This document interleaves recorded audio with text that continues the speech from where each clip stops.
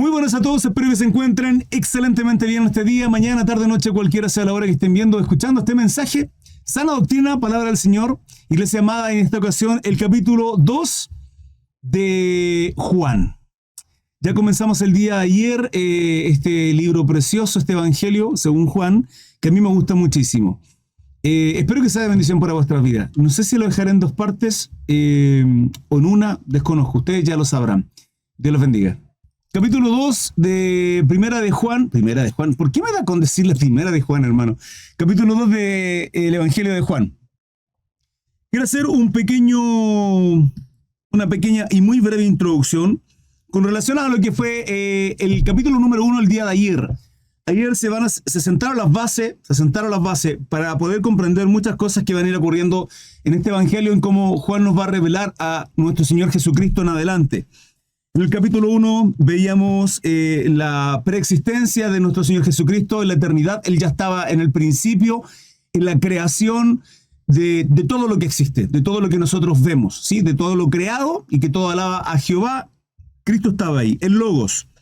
Se nos revela también de que en el versículo 11 y 12 a los suyos vino, los suyos no lo recibieron, para aquellos que le recibimos.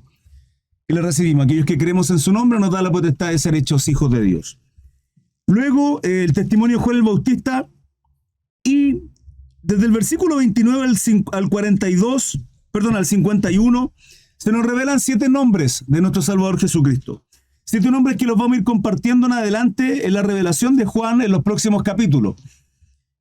Por ejemplo, el Cordero de Dios, Hijo de Dios, Rabí, el Cristo, Rey de Israel, el Hijo del Hombre, me falta uno, son 7, Rey de Israel, creo que lo mencioné, el Cristo, el Mesías.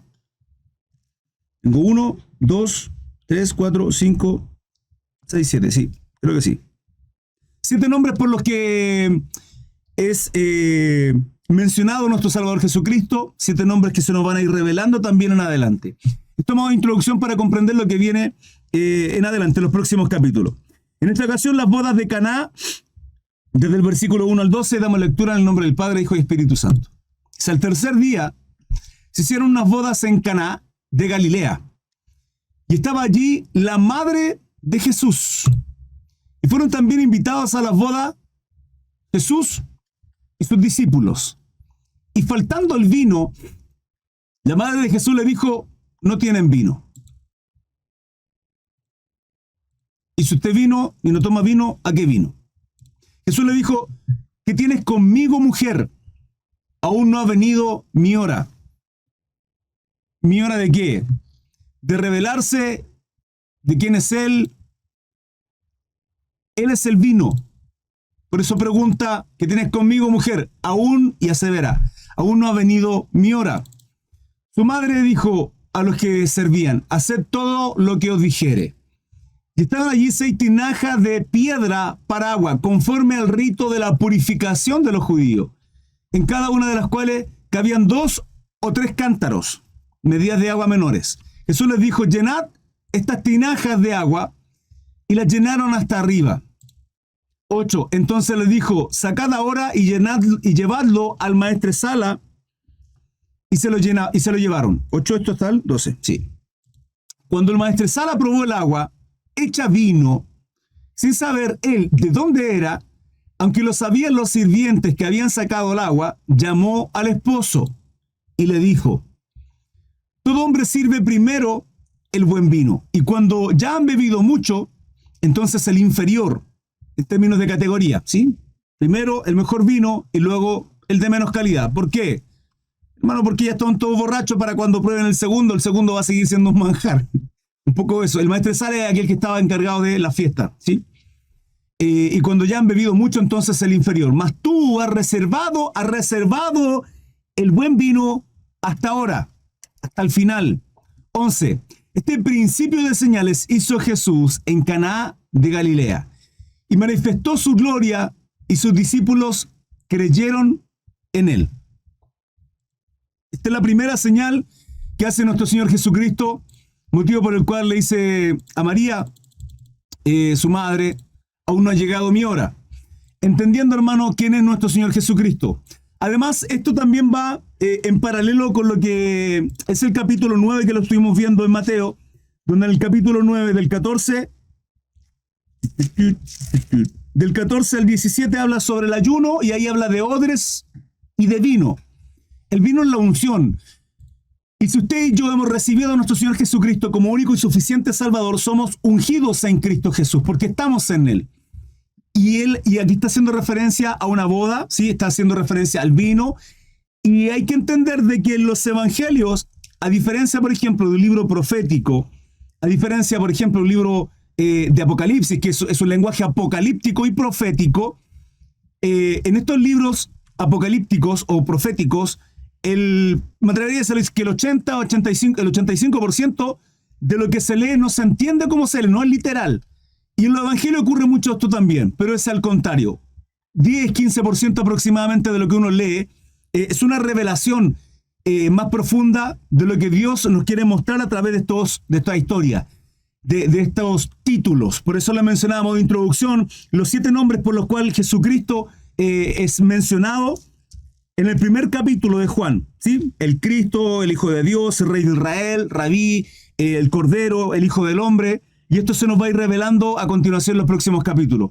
En este caso, ciertamente hay un milagro, la sobrenaturalidad de nuestro Salvador Jesucristo. Quiero leer también, hermanos, esto es Isaías 25, particularmente el versículo 6, porque hay quienes consideran que este versículo 6 hace referencia a este milagro que hace nuestro Señor Jesucristo, pero básicamente, a una de las bodas que usted y yo estamos esperando, ciertamente, y que estamos constantemente con las vestiduras resplandecientes y correctas para estar preparados para las bodas del Cordero.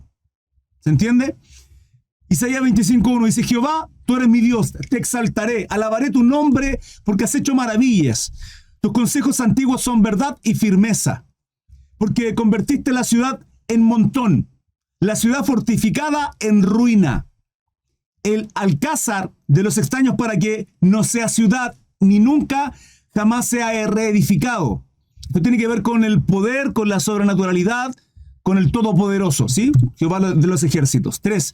Por esto te dará gloria el pueblo fuerte, te temerá la ciudad de gentes robustas. 4. Porque fuiste fortaleza al pobre, fortaleza al menesteroso en su aflicción.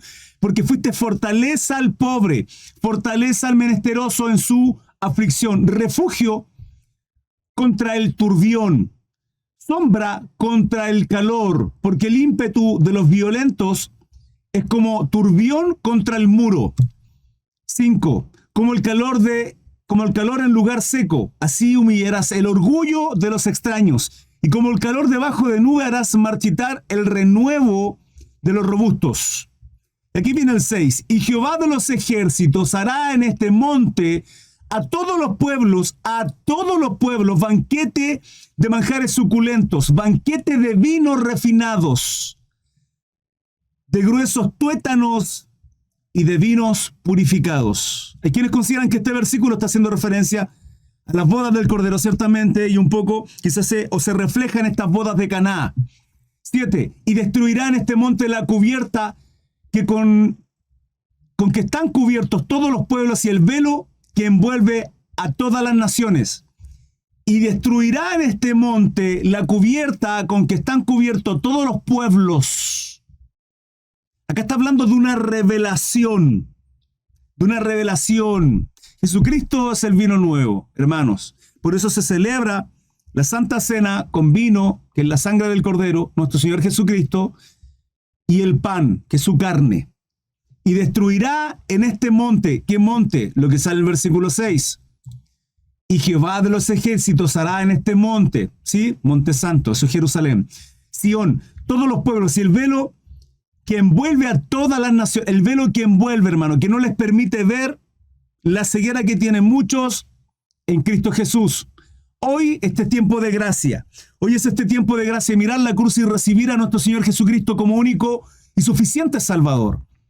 Capítulo 1, versículo 11 y 12, a los suyos vino, los suyos no lo recibieron. Hay un velo en sus corazones, hay un velo en sus ojos. No se les permitió ver endurecimiento en parte de su corazón, dice Romanos.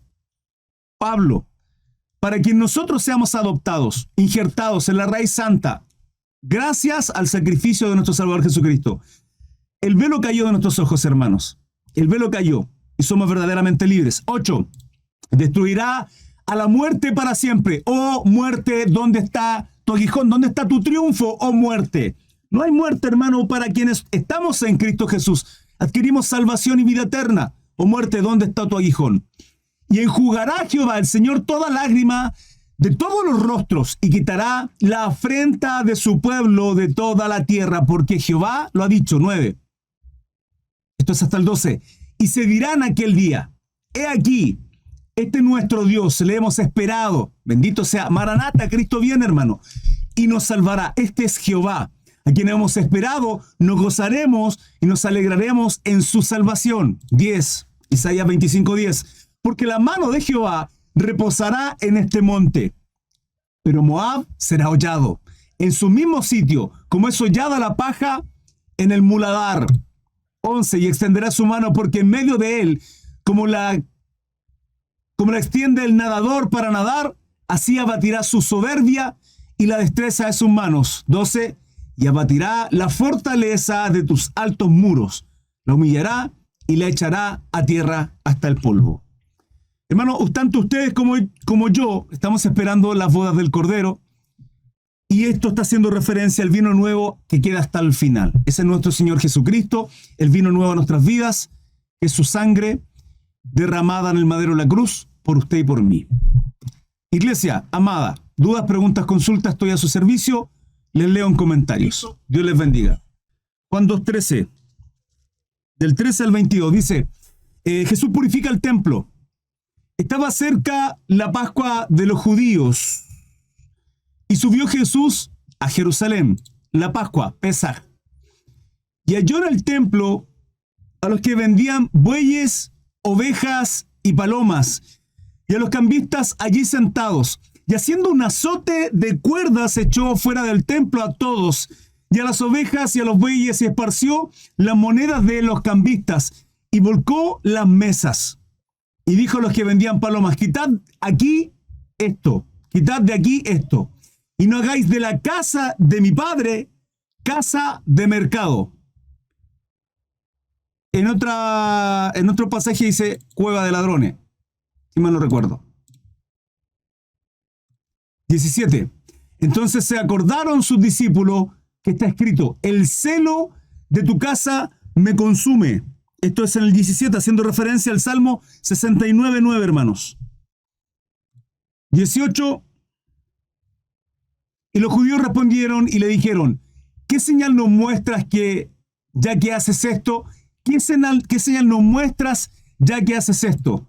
Respondiendo Jesús y les dijo, destruid este templo y en 3 días lo levantaré. Ciertamente el Señor acá está hablando de este templo, ¿sí? De su cuerpo, de cómo Él iba a ser crucificado, entregado y luego iba a resucitar al tercer día. Esto ya lo vimos en Mateo, lo vimos en Marco y ciertamente conocemos la obra de nuestro Salvador Jesucristo, donde Dios le levanta ante los muertos, el primogénito de entre los muertos, hermano. Sin embargo, esta señal que está ocurriendo acá también acontece en el templo, no solo ahora, donde estaban haciendo mercadería que al día de hoy en la iglesia ocurre con la exigencia del diezmo, con iglesias que lo único que piensan es en ofrendas, etc., etc., y todos los problemas que hay dentro de la congregación. Pero también acá está haciendo referencia a la destrucción del templo en el año 70 después de Jesucristo. Nuestro Señor Jesucristo en Mateo 24, los primeros 2 versículos lo vimos cuando hacen alarde del templo y Él les dice, ¿ves todo esto? Sí, bueno, será destruido, no quedará piedra sobre piedra. Y así se cumple la profecía y la palabra de nuestro Señor Jesucristo, que en el año 70, después de su muerte y resurrección, ciertamente, el templo destruido. De ahí viene la maldición de la higuera, ¿sí? De la higuera que no da fruto, la higuera estéril. Destruid este templo y en 3 días lo levantaré. Dijeron luego los judíos, en 46 años fue edificado este templo, ¿y tú en 3 días lo levantarás? Mas él hablaba del templo de su cuerpo. 22, por tanto, cuando resucitó de entre los muertos, sus discípulos se acordaron que había dicho esto. ¿Se acuerdan cuando yo en muchas ocasiones les venía mencionando tanto en Mateo como en Marco, donde el Señor alimenta a 5.000 con los 5 panes y los 2 peces, de los 5 ministerios, las 12 cestas, haciendo referencia a lo que sobra, y luego ellos van al otro lado en la barca y se le aparece Jesucristo, nuestro Señor, caminando sobre las aguas, haciendo referencia a lo que aparece en Daniel, cuando ve al varón sobre las aguas, es Jesucristo.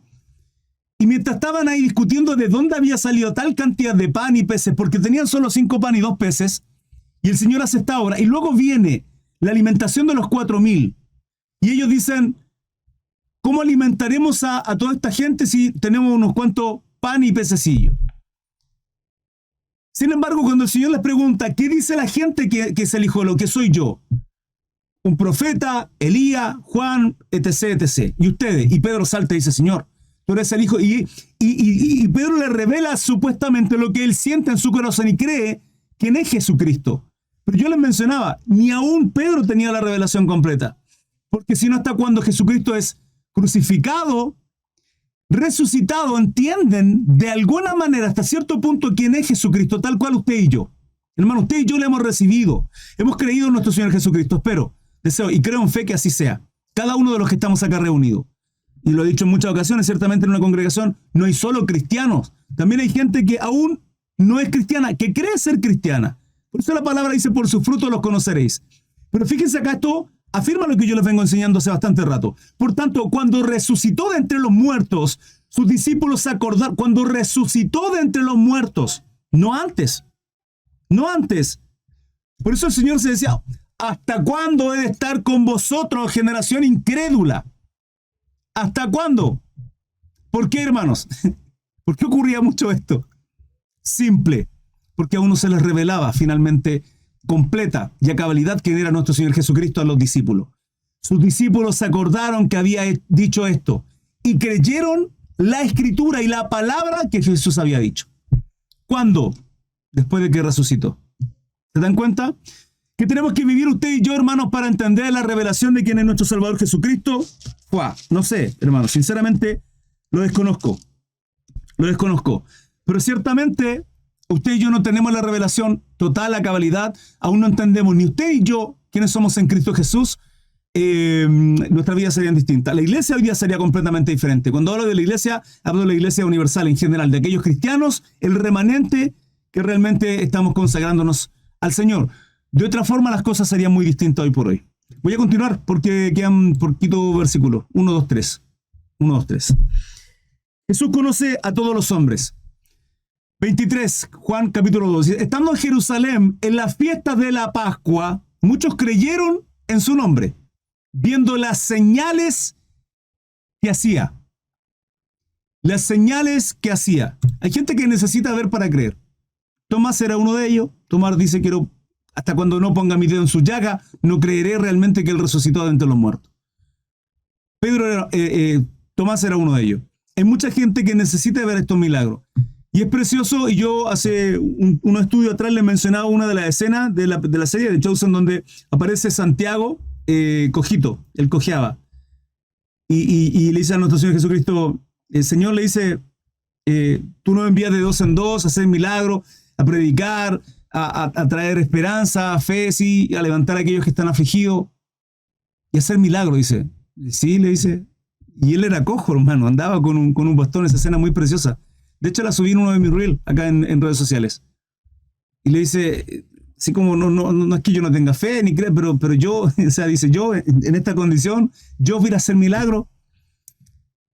¿Sí? ¿Qué quieres saber? Le dice de alguna manera. Estoy parafraseando un poco, no es literal lo que dice. Dice, esto hermano, este mensaje es para nosotros, para usted y para mí. Le dice, ¿quieres ser sanado? Y él abre sus ojos y su corazón, hermano, con gozo y dice, o sea, sí, ciertamente, absolutamente. Y el Señor le dice, bueno, porque está en la voluntad del Padre. Está en la voluntad del Padre, hermano. O sea, Jesús hacía esto y Santiago era sanado. Pero luego en el diálogo le dice de alguna manera, tú no necesitas ver para creer. Tú ya como estás crees y tú testificas a través de tu vida, a través de tu situación, testificas que no buscas las cosas materiales, la sanidad, los lujos, los deleites. Yo no sé cuál sea su situación, iglesia amada. Hermanos amados, cuál sea la condición en la cual usted esté viviendo, una enfermedad, un conflicto, cuál es su carga, cuál es su yugo, cuál es la cruz que está cargando, porque aún en esa dificultad, aún en ese problema, nosotros tenemos que seguir adorando a Dios. ¿O qué? ¿O vamos a caer igual que el resto de muchos cristianos que buscan a Dios, hermano, por las bendiciones? Esa es la gran pregunta. Porque si eso es lo que estamos haciendo, la palabra nos enseña que tenemos que buscar primeramente el reino de Dios, su justicia. El resto va a ser añadido, y el resto no tiene que ver con lujos, deleite y placeres, sino con lo básico que necesitamos. Y con eso es suficiente para nuestra vida. Pero si aún aquello que es básico, hermano, ni siquiera ponemos la mirada ahí, nuestra confianza es plena y absoluta en nuestro Señor Jesucristo, hermano, ciertamente somos de ejemplo para aquellos que están en una situación, en una condición peor que la nuestra. Qué bonito como Dios se glorifica en aquello. Estando en Jerusalén en la fiesta de Pascua, muchos creyeron en su nombre, viendo las señales que hacía, porque muchos necesitan ver para creer, hermano. Necesitan ver para creer. Pero Jesús mismo no se fiaba de ello, porque conocía todo. Él mismo dijo, si alguno se levantara de entre los muertos, ni aún así creerían. Ni aún así creerían. Y hubieron muchos de ellos. Lázaro, hija de Jairo, aún nuestro Señor Jesucristo. Lázaro volvió a morir. La hija de Jairo volvió a morir. Pero el cuerpo de nuestro Señor Jesucristo en la tumba está vacía. No está. No está. Todos los profetas de todas las religiones están ahí. Los cuerpos, sus huesos, polvo son. El único cuerpo que no está es de nuestro Señor Jesucristo. Porque Él resucitó, hermano. 25. Y no tenía necesidad de que nadie le diese testimonio del hombre, pues Él sabía lo que había en el hombre. Él conoce absolutamente todo de nosotros. Hermano, usted me puede engañar a mí. Yo le puedo engañar a usted, pero Él conoce nuestro corazón. Y tarde que temprano, las cosas salen a la luz. Tarde que temprano. Yo prefiero declararle todo lo que hay en mi corazón, pecados, debilidades, todo a mi Señor, a ser avergonzado como Saúl, y lo hemos estado estudiando en los devocionales en la mañana, a ser avergonzado con todo el bramido de vaca y oveja atrás, gritando el pecado y sí, delante del profeta Samuel, como lo fue con Saúl. Él conoce todo de nosotros, hermanos. Abren el chat, hija, se lo agradecería. Dudas, preguntas, consulta, estoy a su servicio. El Señor conoce todo de nosotros. Él es omnisciente y además omnipresente, está en todo lugar. Hermanos, no hay nada, absolutamente que no vaya a salir a la luz y que además Dios no conozca de nuestras vidas. Él conoce absolutamente todo. Así es que abramos nuestro corazón, pidámosle perdón en una oración sincera, quebrante su corazón. Yo no sé qué le estoy hablando, pero pida perdón a Dios y que Él se fortalezca, que Él sea su fortaleza, que Él le guarde en el día de la tentación, de la prueba, y que Él se transforme en nuestra ciudad fortificada, en nuestro castillo fuerte, en el refugio que necesita nuestra vida en los momentos de aflicción, de angustia, pero también en los momentos de tentación. Así que ese es el llamado en esta hora. Dios les bendiga, espero que haya sido de bendición para ustedes. Un abrazo gigante, hasta luego. Chao, chao.